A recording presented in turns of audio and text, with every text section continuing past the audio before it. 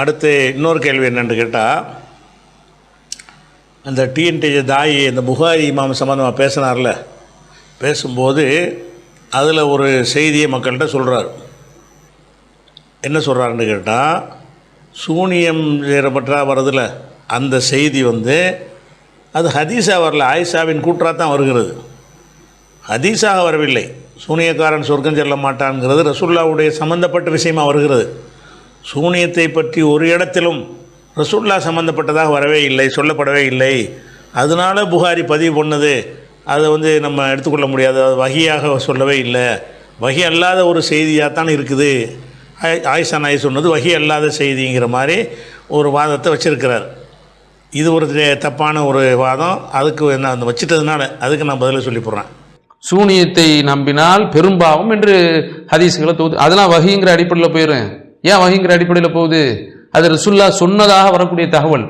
இது சூனியம் தனக்கு செய்யப்பட்டதாக ரசூலுல்லாஹ் ஒரு இடத்துல கூட சொல்லலை. இது வஹிங்கிற சாப்டர்லாம் வராது.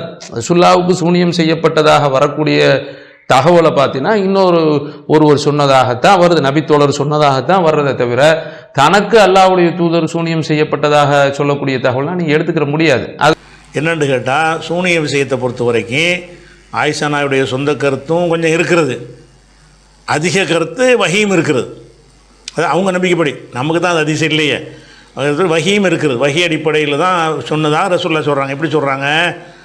அப்போ ஆயிஷா நாயிட்ட சொல்கிறாங்க, ரசூலுல்லாஹ் சொல்கிறான், இதே ஹதீஸ். எந்த ஹதீஸு? நான் சூனியத்தை பற்றி வாசிச்சேன்ல ஹதீஸு, அந்த ஹதீஸில் ரசூலுல்லாஹ் செஞ்சதை செய்யலைட்டாங்க, செய்யாத செஞ்சேன்னு சொன்னாங்கன்னு வாசித்த அந்த ஹதீஸு, அதாவது 3268வது ஹதீஸ் தானே. அந்த ஹதீஸ்லேயே என்ன வருதுன்னு கேட்டால், 2 வரி தான் அவங்க அந்த வார்த்தையை சொல்கிறாங்க. அதுக்கப்புறம் என்ன வருது? சும்மா கால, பிறகு சொன்னார்கள், அஷார்த்தி, ஆயிஷாவே உனக்கு தெரியுமா? ரசூலுல்லாஹ் சொல்கிறாங்க, இது ரசூலுல்லாஹ் சொன்னதாக வரலைங்கிறார் அவர். அஷார்த்தி, உனக்கு தெரியுமா? அன்னல்லாஹ் அஃப்தானி, அல்லாஹ் எனக்கு ஃபத்வா தந்து விட்டான், தீர்ப்பளித்து விட்டான். ஃபீமா ஃபீஹி ஷிஃபாயி, எனது நோய்க்கு நிவாரணம் எங்கே இருக்குது என்று காட்டிவிட்டான். எப்படி காட்டிவிட்டான் என்றால், அத்தானி ரஜுலானி, 2 மனிதர்கள் வந்தார்கள் என்னிடத்தில். மனிதர்கள்னால் மலக்கத்தான் மனித வடிவத்தில் வந்தார்கள். ஃபகாத அஹதுஹுமா இந்த ரசி, ஒருவர் என் தலைமாட்டில் உட்கார்ந்தார். ஒல்லாகரு இந்த ரிஜிலைய, இன்னொருவர் என்னுடைய கால் மாட்டில் உட்கார்ந்தார். ஒகால அஹதுஹுமால் இல்லாகர், அவங்க ஒருத்தருக்கு ஒருத்தர் பேசிக்கிறாங்க. ஒருத்தர் மற்றவர்கிட்ட சொல்லுகிறார், மா வஜாவுர் ரஜுலி, இந்த மனிதருக்கு என்ன வேதனை, என்ன பிரச்சனை?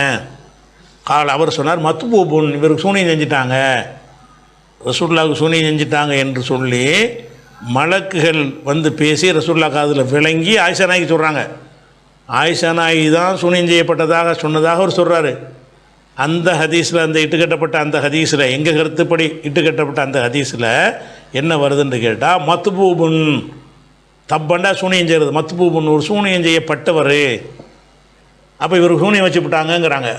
அப்போ மலக்குமார்கள் சொல்லி கொடுக்குறது வஹியா? ஆயிஷாவுடைய கருத்து அந்த ஹதீஸு வஹி. அது கருத்து அது மட்டும் வரல, வேறு என்ன வருதுன்னு கேட்டால், இன்னும் அந்த ஒரு ஆள் அப்படி சொல்லிட்டாரா, இன்னொரு மலக்கு சொல்கிறாரு, ஒமன் தப்பஹு, அவருக்கு சூனியம் வச்சது யார்? ஒரு மனுஷன் தான் வைக்கிறாங்கிறது அதில் வருது. யார் சூனியம் வச்சா? கால, இன்னொருத்தர் அந்த மலக்கு சொல்கிறாரு, லபீது பின் ஆசம், லபீது பின் ஆசம் என்பவன் தான் வச்சிருக்கிறான் அப்படின்னு சொல்கிறார். அதுவும் வஹி தான், அந்த ஹதீஸ் பிரகாரம் வஹி தான். கால, அந்த இன்னொரு மலை கேட்குறாரு, ஃபீமாதா, எதில் வச்சுருக்கிறான்? சூனியம் வச்சுட்டானா ஏதாவது பொருளாக வைக்கணும், எதில் கொண்டு வச்சுருக்கிறான் அப்படின்னு சொன்னோன்னே, ஃபீ முஸ்தின் ஓ முஷாக்கத்தின் ஓ ஜுஃபி தலத்தின், அந்த தலத்தின் தக்கரின், அந்த பாலை இருக்குல்ல, காய்ந்த பாலைகள், சீப்பு, முடி, இதில் எல்லாம் சேர்த்து தான் சூனியத்தை கொண்டே வச்சுருக்கிறான். அவர் கேட்குறார், ஐநகு, அது எங்கே இருக்குது? அது தர்வான் கிணத்துல, ஃபீபார், இது தர்வான் கிணத்துல. இம்புட்டையும் எனக்கு நான் என்னடா பெரிய எனக்கு குழப்பமாக இருக்க நான் நினச்சிக்கிட்டே இருந்தேன். அல்லாஹ் எனக்கு தீர்வை காட்டிட்டான். எப்படி காட்டிட்டான்னு கேட்டால், தலைமாட்டில் ஒரு மலக்கை உட்கார வச்சு, கால் மாட்டில் ஒருத்தர் உட்கார வச்சு, அவங்க ரெண்டையும் பேசிக்கிற வச்சு, அந்த பேச்சுவார்த்தை மூலமாக எனக்கு மெசேஜ் எல்லாம் தந்துட்டான். என்னவெல்லாம் தந்துட்டான்?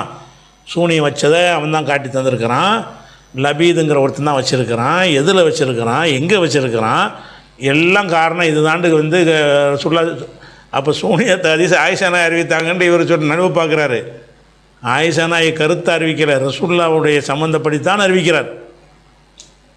அப்பன் ரசூல்லா மகாராஜையில் என்ன ரசூல்லா அங்கே போகிறாங்க, அந்த கிணத்துக்கே போகிறாங்க.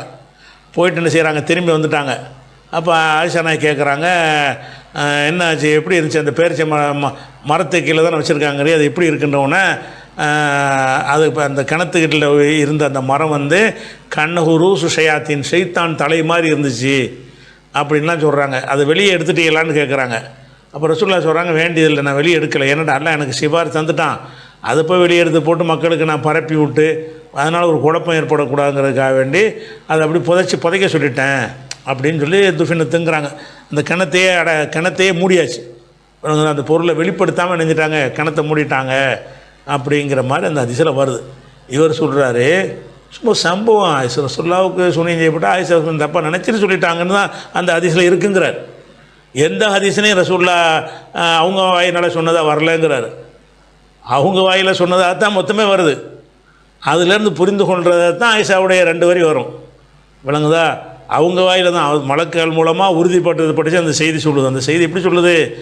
ஆயிஷாவின் கூற்றாக சொல்லவில்லை, அந்த விஷயத்தை தப்பாக சொல்லியிருக்கிறார் தகவலுக்காக வேண்டி.